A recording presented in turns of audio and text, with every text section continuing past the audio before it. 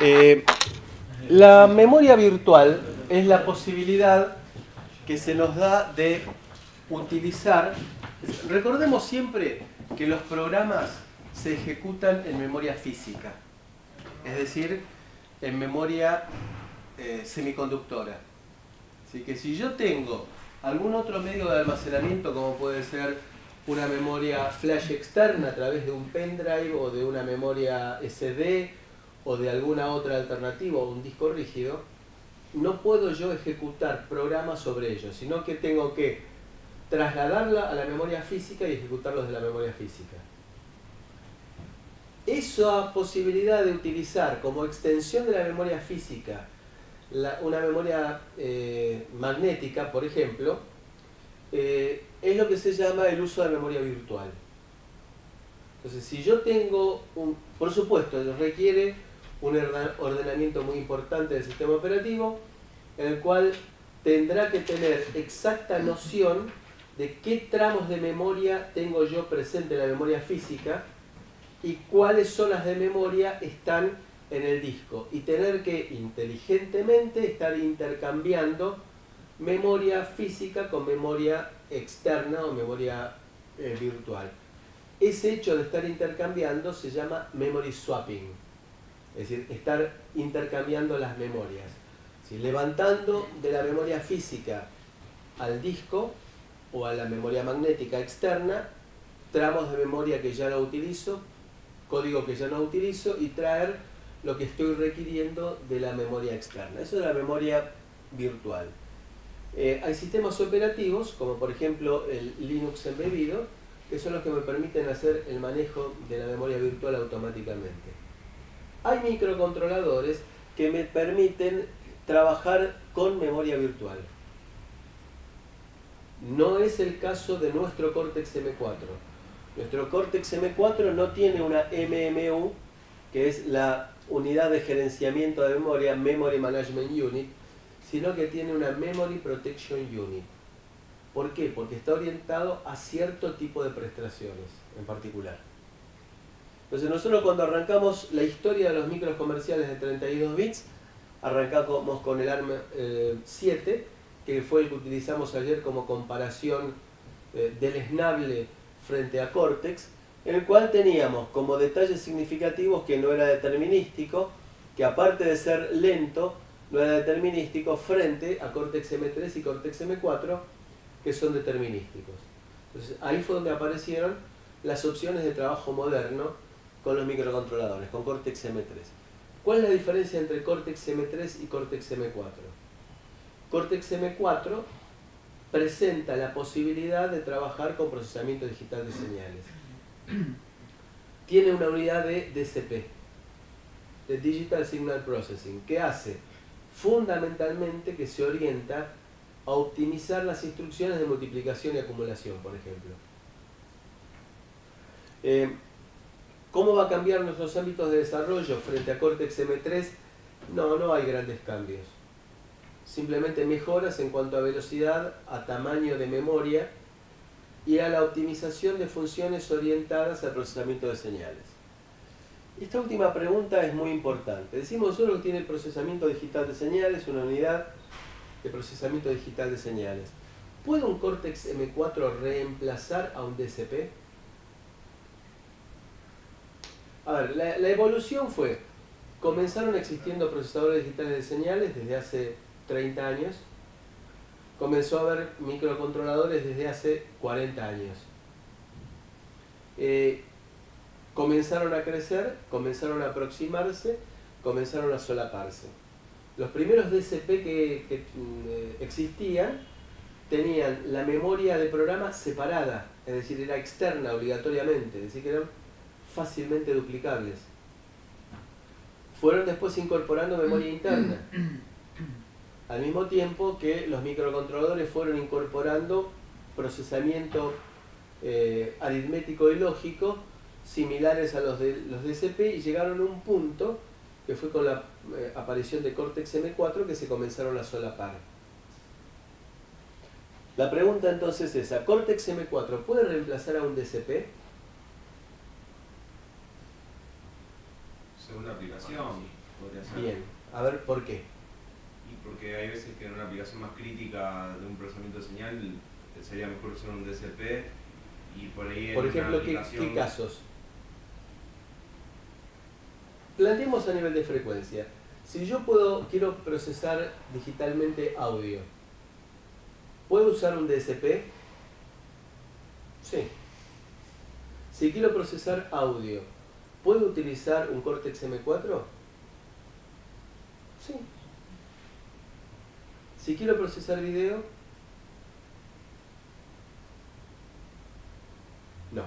no puedo usar un Cortex M4.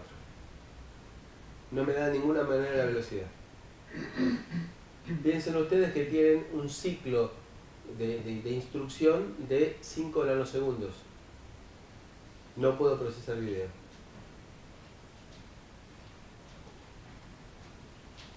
Entonces, el Cortex M4 podrá reemplazar a un DSP para cierto tipo de aplicaciones. De cualquier manera, los DSP actuales son mucho más amigables que los DSP de hace 20 años, que requerían herramientas de desarrollo costosísimas, que eran placas muy caras por la velocidad a la cual trabajaban. Todo eso se fue simplificando. Pensar en un DSP hoy en día no es algo alocado, inclusive hay familias de DSP. Antes hablábamos del caso de los DSP de Texas.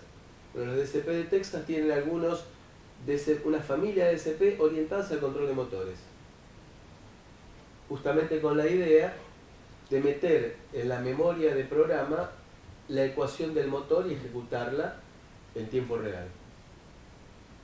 Entonces, de acuerdo con el tipo de aplicaciones, un Cortex M4 puede reemplazar a un procesador digital de señales. Y hay casos en los cuales ya ni siquiera un procesador digital de señales me alcanza y tengo que dar una FPGA para hacer la implementación de algunas aplicaciones de DSP muy exigentes en cuanto a velocidad. Sí. Perdón, yo porque la verdad que desconozco ¿qué cosa puntual puede hacer un DSP o hardware tiene un DSP que no tiene M4 para, por ejemplo, procesar video? ¿Son cuestiones La velocidad. de frecuencia de trabajo? Por ejemplo, un DSP puede estar trabajando a 3 GHz hoy en día. Es decir, estamos hablando de un orden de magnitud por encima de un micro. Los DSP, hay DSP que son multinúcleo y tienen bases totalmente separados, no como la arquitectura nuestra, que es un hardware modificado. Los DSP trabajan con bases de muy alta velocidad totalmente separados, con componentes de alta velocidad. De hecho, lo que se hace es, sabiendo que la memoria flash es lenta, se arranca copiando la memoria flash sobre memoria RAM y se ejecuta sobre memoria RAM. De eso te hago una consulta. Si vos tenés vos tenés bases separados para lo que es datos y para lo que es programa, ¿verdad? Eso es como la idea básica de hardware, Sí. la gran modificación. Cuando vos copias tu programa que estaba en flash a RAM para ejecutarlo más rápido, porque a RAM accedes más rápido, pero ahora tenés un único bus, porque tenés que acceder a datos y a programa. No. Lo tenés, esa RAM la tenés dentro del mapa de memoria ROM. Ah, ok. Es decir, lo que haces es, por DMA, hacer copia de memoria sobre memoria y lo tenés dentro del mapa de memoria, de forma que sigue trabajando con la arquitectura hardware completa. Insisto, por el tema de la muy baja velocidad que tiene la memoria flash. Cosa que se hacía en las PC viejas, que se copiaba el BIOS de la PC a RAM y se ejecutaba en RAM. También por esa misma historia. Y entonces lo que no me doy cuenta bien es, son varias RAM a las cuales hay distintos bases. No sé si entiendo bien. Chips distintos. Entonces voy a tener una RAM que actúa como RAM en todo momento. De datos, claro, y una RAM que va Y a actuar otra, como RAM de programa. claro, que va a ser RAM de programa. Okay, o sea que mínimamente tiene que haber 3 bases. Uno para la flash y todos esos para No, RAM. la RAM de programa la tengo en el mismo bus que la RAM flash. El programa Flash. El programa Flash. Que la flash, perdón. Ah, Sobre el mismo bus. ok. Entonces simplemente lo que hago es copiarla para poder ejecutarla a plena velocidad. Perfecto. Pero actúa como si fuera una ROM. Bien, esta es la historia. Arrancamos del Cortex M0 básico, después pasamos al M0 Plus, en el cual mejora la parte de datos, le agrega la parte de debugging, perdón, le agrega también una unidad de protección de memoria y mejora también la parte de debugging. Esto es el M0 Plus. El M3, que dijimos nosotros que fue un paso intermedio necesario, y el Cortex M4, que es sobre el cual estamos centrándonos, que tiene la parte de, acá fíjense, aparecen siglas, DSP más SIMD más Floating Point. DSP ya dijimos, procesador digital de señales. SIMD, vamos a ver ahora de qué se trata, y Floating Point Unit es una unidad de punto flotante y triple que me permite trabajar con variable float. Es decir, que puedo llegar... ¿Cuál es la idea de la variable float? ¿En qué la puedo asociar? Típicamente al procesamiento de audio. Porque las variables float me permiten tener un rango dinámico tan grande como puedo llegar a tener yo con audio, en el cual voy a tener, por un lado, el susurro de un violín que está apenas sonando, y después la otra es en una sinfonía en la cual tengo que estar dándole a los timbales el percusionista desesperadamente. Bueno, tengo un rango dinámico tan grande que no lo puedo llegar a representar con las variables normales. Entonces lo que hago es tener un amplificador de ganancia variable, que cuando veo que está bajando el nivel medio, amplifico automáticamente. Entonces voy convirtiendo siempre dentro de la zona de mayor resolución del conversor analógico a digital, pero sé por qué factor de escala lo estoy multiplicando con la ganancia del amplificador controlado, y de esa manera armo un vector con punto flotante. Entonces, la familia de arquitectura 7, nosotros nos vamos a ver después para terminar con esta parte, que es vamos a ver la arquitectura 8, que es la que está comenzando ahora a trabajarse recientemente. Tenemos Cortex M0 y M0 Plus. El Cortex M1 es una entelequia. Vendría a ser algo así como que don José Arm nos da a nosotros un VHDL para que lo metamos, lo que estoy diciendo es estricto, para que lo metamos en un FPGA y hagamos nuestro propio procesador. No tiene existencia comercial el Cortex M1. Entonces, el Cortex M4, heredero de Cortex M3, hoy en día no salen nuevos dispositivos sobre Cortex M3, entonces el Cortex M4 incorpora procesamiento digital de señales e incorpora unidad de punto flotante. Son los que llamaremos, por ejemplo, M4F, F de Floating Point. Entonces, esta es la arquitectura. Actualmente estamos trabajando nosotros. La arquitectura 6 histórica es M0, M0 Plus y M1. Y la arquitectura M7 es Cortex M3 y Cortex M4. Entonces, ¿por qué el Cortex M4? Porque me permite implementar, por ejemplo, un filtro FIR trabajando a la misma velocidad, 2 veces más rápido que un Cortex M3. Procesar audio entre 1,8 y 2,6 veces más rápido que un Cortex M3. Hacer un decodificador MP3 2 veces más rápido, y así sucesivamente. El control de motores, fíjense, entre 5 y 7 veces más rápido, de acuerdo con el tipo de transformada que se utilizan. De la misma manera que nosotros nos divertimos con la transformada de Laplace y la transformada Z, la gente que trabaja en control utiliza la transformada de Clark y la transformada de Park como para trabajar con la parte de motores. Bien, evidentemente cura la caspa también, elimina el mal aliento y nos hace mucho más felices. Y aparte ustedes esta noche la pueden utilizar como herramienta de seducción sin lugar a dudas, preguntando, por ejemplo, ¿quién puede resistir una pregunta de tipo, ¿sabes la diferencia entre Cortex M3 y Cortex M4? Me ganan de la noche. Pero claro, La pastillita suya. no hace falta, porque realmente erotiza. Bueno, entonces la unidad punto flotante nos permite mejorar mucho el tiempo de ejecución de algunas instrucciones, por ejemplo en la parte de división, que nos permite pasar de 27 ciclos de reloj a 14 ciclos de reloj, la incorporación de la unidad de punto flotante, que es opcional, pero hoy en día de vuelta son ese tipo de opcionales como, qué sé yo, hoy en día el GPS en el auto, en un auto moderno el GPS es un opcional, pero es obligatorio. Cortex M0, 12.000 compuertas, chiquitito.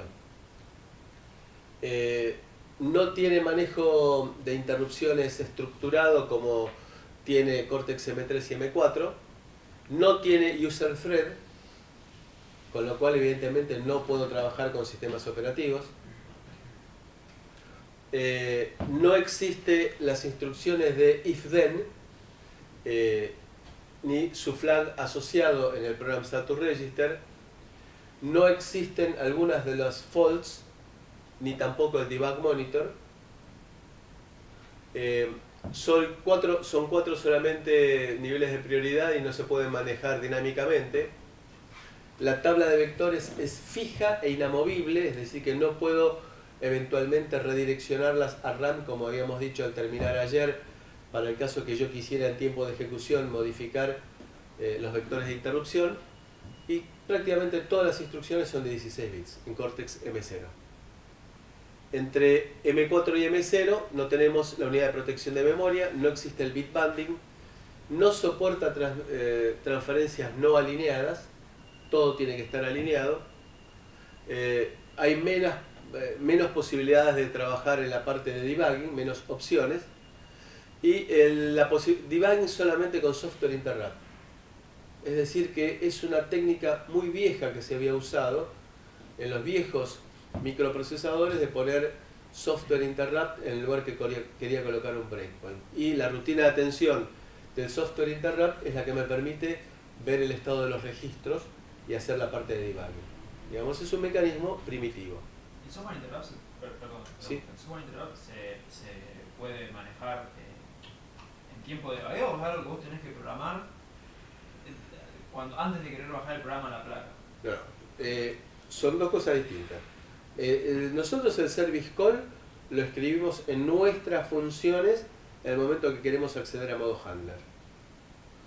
En el caso del Cortex M0, lo que hago es colocar software interrupt como breakpoints para que, llegado a ese punto de ejecución, lo utilizo con una rutina de atención. Como no tengo user thread y handler, sino que todo trabaja del mismo modo privilegiado, no tengo esas opciones, el software interrupt, es decir, el service call, lo utilizo para presentar, sacar de alguna manera con printf por un puerto serie o sacarlo sobre una pantalla el estado de las variables que a mí me interesan. Y eso lo voy a tener que hacer yo en la rutina de atención del software interrupt. Es un mecanismo bastante primitivo. No tiene la flexibilidad que nosotros tenemos ahora con los registros de debugging que incorporamos dentro del micro. Y que me generan la excepción de debug monitor. ¿Está bien? Bueno, tiene un conjunto reducido el Cortex M0 frente al M3 y M4. El M0 Plus, que es el que tiene sentido comercialmente hoy en día, tiene algunas herramientas para la parte de debugging, tiene unidad de protección de memoria con una versión light del Advanced High Speed Bus, tiene controlador de interrupciones con Wake Up Interrupt Controller, pero es una versión mejorada frente al M0, pero no alcanza a lo que es un Cortex M3. Es un asistente, es decir, es un microcontrolador para funciones accesorias. No le pidamos procesamiento digital de señales. Dentro entonces de la evolución de los Cortex M, vamos a hablar de la familia entonces V7M, que son los microcontroladores pensados para aplicaciones de propósitos generales. Entonces es una arquitectura Harvard con pipeline de 3 etapas.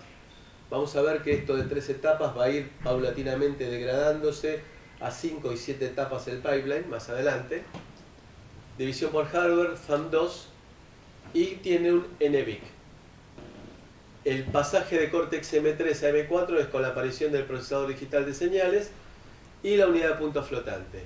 Entonces la aparición del procesador digital de señales me incorporan ciertas instrucciones específicas, que son las que llaman Single Instruction Multiple Data, SIMD. A ver, nosotros, ¿qué resolución tiene nuestro conversor analógico digital en nuestro microcontrolador? 10 bits. ¿Tiene sentido de que yo utilice 32 bits para hacer operaciones con muestras que he tomado de 10 bits? No. ¿Tiene sentido que yo calcule coeficientes con el MATLAB de 32 bits cuando los voy a usar para multiplicar valores de 10 bits? No tampoco. Los micros tienen todos registro de 32 bits. Entonces aprovechemos eso con lo que se llama Single Instruction Multiple Data, que es una técnica que busca paralelismo a nivel de datos. ¿De qué forma? De esta forma, por ejemplo, en una palabra de 32 bits, en lugar de colocar un solo dato de 10 bits, coloco 2. Entonces voy a tener, por ejemplo, A y B va a ser 2 muestras consecutivas que obtuve. C y D van a ser los coeficientes que calculé con MATLAB para estas muestras A y B. Entonces C va a ser el coeficiente para A y D va a ser el coeficiente para B. Y en una sola instrucción lo que voy a hacer es multiplicar A por C más B por D, sumarlo y guardarlo ahora en 64 bits. Para no estar recortando por saturación.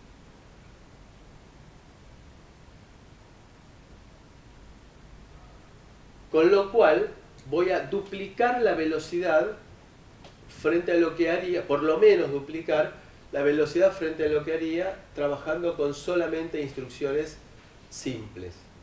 Eso es entonces Single Instruction Multiple Data. Hago 2 productos y 2 sumas por cada instrucción. Entonces las instrucciones pueden ser trabajando, como en nuestro caso, con 2 half word de 16 bits, en la cual hago entrar la conversión y los coeficientes, o bien podría llegar a trabajarla a nivel de bytes. Son instrucciones distintas, por supuesto. Puedo trabajarlo en forma no signada o en forma asignada. Tendré instrucciones distintas para trabajar en forma asignada que en forma no signada. Algunos ejemplos, también esto de memoria para la evaluación final. Ya está. Esta también.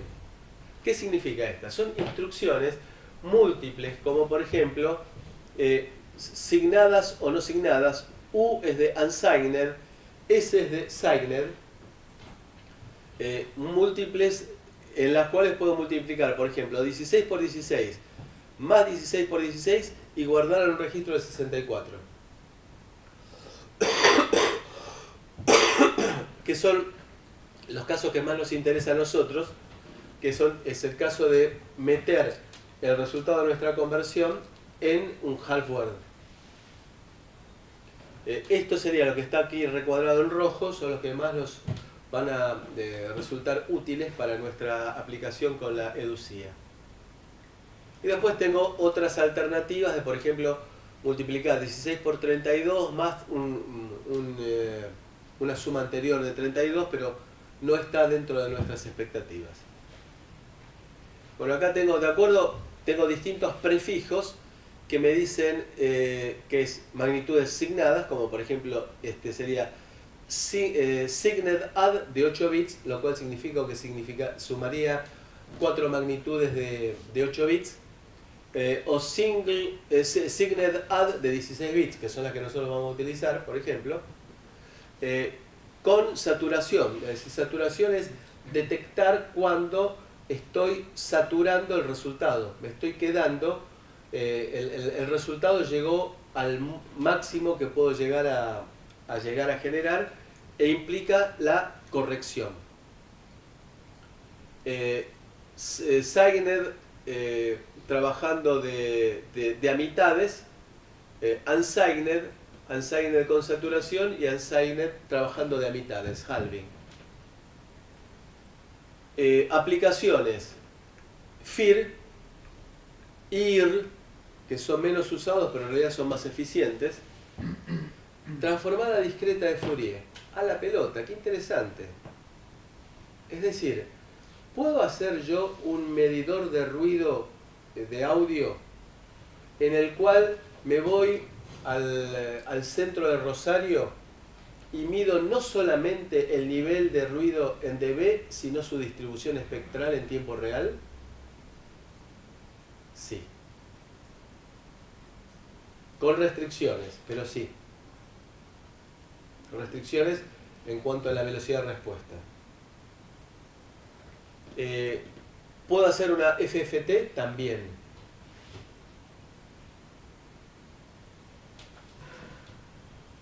Por ejemplo, ¿cómo haría yo trabajando con un Cortex M3 un FIR? Tendría que utilizar 1, 2, 3, 4, 5, 6, 7, 8, 9 instrucciones y el loop. En el caso de M4, tengo que hacer 1, 2, 3, 4 instrucciones y el loop.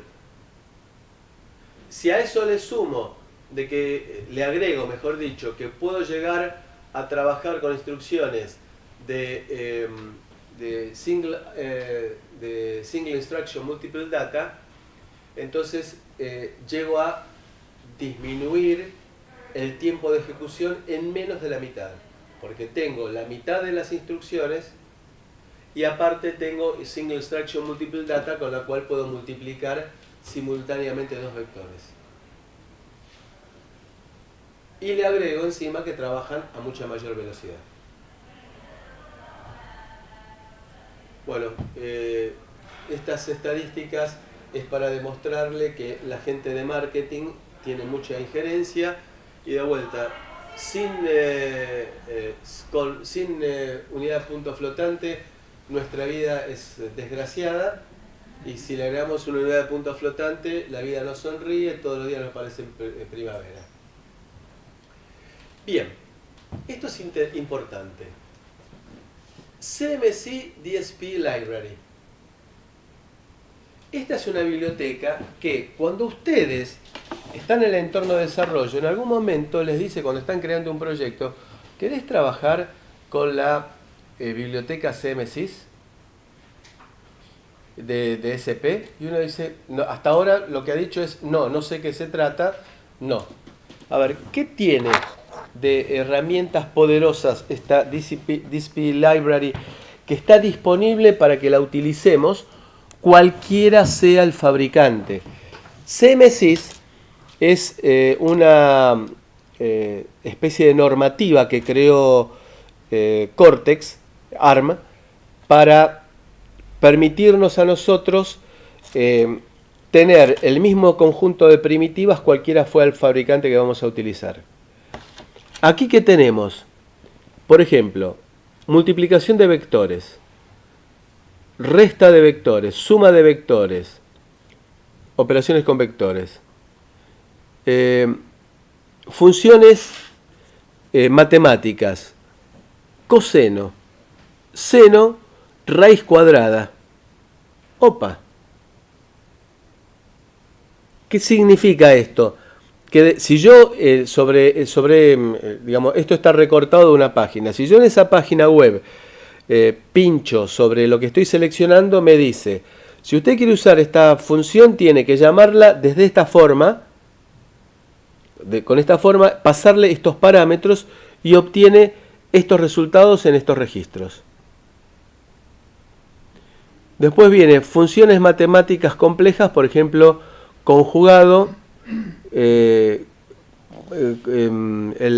producto del dot, el producto escalar, el producto vectorial, filtros, biquad, fir, convolución parcial, correlación, fir con decimación, fir con filtros lattice, IR, lattice, bueno, todos los filtros que ustedes se puedan imaginar.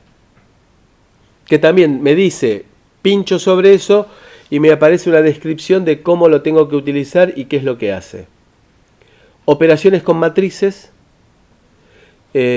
transformadas, la FFT, por ejemplo, la FFT real, la DCT, después también las vinculadas con motores, que acá dice transformada vectorial de Park, la que habíamos mencionado anteriormente para el control de motores, la transformada vectorial de Clark, funciones estadísticas y distintas otras funciones de interpolación y de soporte en general.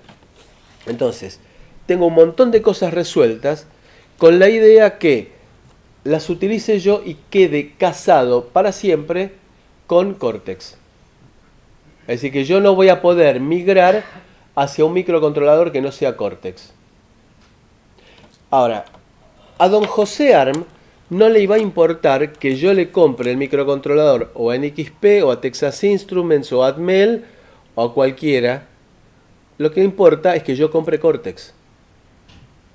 Porque de cualquiera de ellos va a seguir cobrando su royalty. Bien, entonces el CMSIS DSP Library es una biblioteca importante. Insisto, yo uso la palabra biblioteca, no librería, porque es el término preciso, biblioteca, la traducción del inglés de library es biblioteca. La biblioteca entonces CMSIS de DSP nos permite resolver en muy poco tiempo problemas complejos de procesamiento digital de señales. ¿Alguna pregunta? Entonces yo puedo llegar a utilizar la unidad de punto flotante, dijimos, manteniendo ciertas características en cuanto al repertorio de instrucciones. El Cortex M0 dijimos que era un repertorio reducido de instrucciones en el cual tenemos las muy básicas y que se va produciendo una ampliación de Cortex M0 a M3, de M3 a M4 y de M4 a M4F con punto flotante. Entonces fíjense que todo lo que aparece aquí en violeta es la incorporación de las instrucciones de Cortex M4, y si vemos, analizamos qué son las instrucciones, que realmente es prácticamente duplicar las instrucciones de Cortex M3, vamos a ver que están todas vinculadas con S y con U, es decir, las instrucciones nuevas que nos aparecen para manejo de Single Instruction Multiple Data.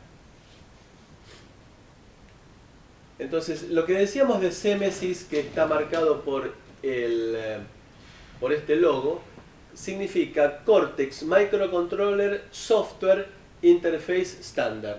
Es decir, que es una norma de interfaz de software de don José Arm.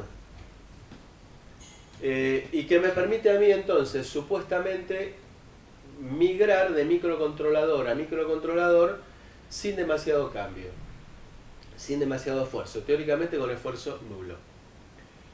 Las empresas fabricantes de silicio se rebelaron contra esto y comenzaron a formular sus propias bibliotecas.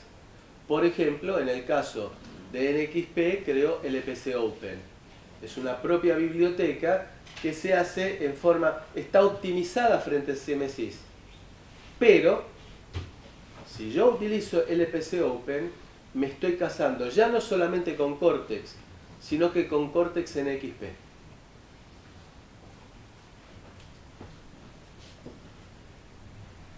Bien, ¿con qué puedo hacer entonces con las extensiones como la de DSP de CMSIS? Entonces yo puedo hacer todo esto que vemos acá, análisis frecuencial casi en tiempo real. Depende también del nivel de exigencia que yo quiera hacer. ¿Con Cortex M3 se podía hacer filtrado de audio? Sí.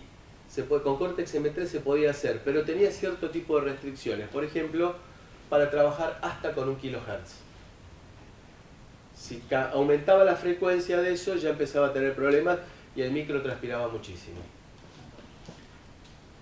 Entonces, Cortex M4 es microcontrolador más DSP, unidad de punto flotante opcional, estructura de código eficiente, se utiliza prácticamente en su totalidad con el lenguaje C y nos aparece el CMSIS para incorporar las opciones de procesamiento digital de señales. ¿Preguntas?